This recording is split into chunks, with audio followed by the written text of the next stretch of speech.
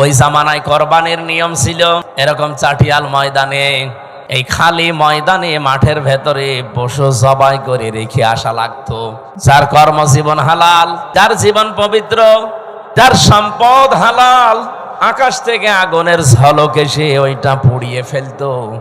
এলাকার মানুষ বুঝতো যে লোকটা আসলে সৎ, এর ব্যবসা বাণিজ্য কর্মজীবন হালাল। কিন্তু যারটা আগুনের ঝলক এসে পুড়িয়ে ফেলতো না, ভাবে পড়ে থাকতো, এলাকার মানুষ বুঝতো যে আসলে 2 নাম্বার। আমার মনে হয় ওই শরীয়ত যদি এখন থাকতো, বাংলাদেশে বহু হাজি ধরা খেত। ঠিক যারা বলছেন আমরাও খেতাম, এই কথা বলে না, বহু মানুষ আমরা ধরা খেয়ে বসে থাকতাম, যেন পড়ে থাকতো। আমার বউ জানতো যে কারে নিয়ে বসবাস করছি, এ তো 2 নাম্বার। এলাকায় যাদের সাথে আত্মীয়তা ছিল, আমার মনে হয় আত্মীয়তার সম্পর্ক ছিন্ন হয়ে যেত। আল্লাহ দয়া করে আমাদের বাঁচিয়েছে যে ওই শরীয়ত আমাদের দেয়নি। ওই জামানায় যারটা কবুল হয়ে গেছে আকাশ থেকে আগুনের ঝলক এসে, তার নাম হাবিল।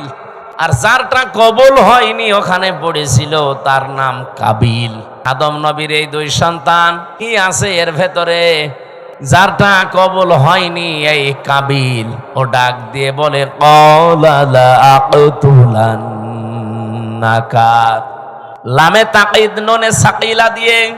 ওই সেই প্রথম দিন, পৃথিবীর প্রথম দিকের কাহিনী এটা।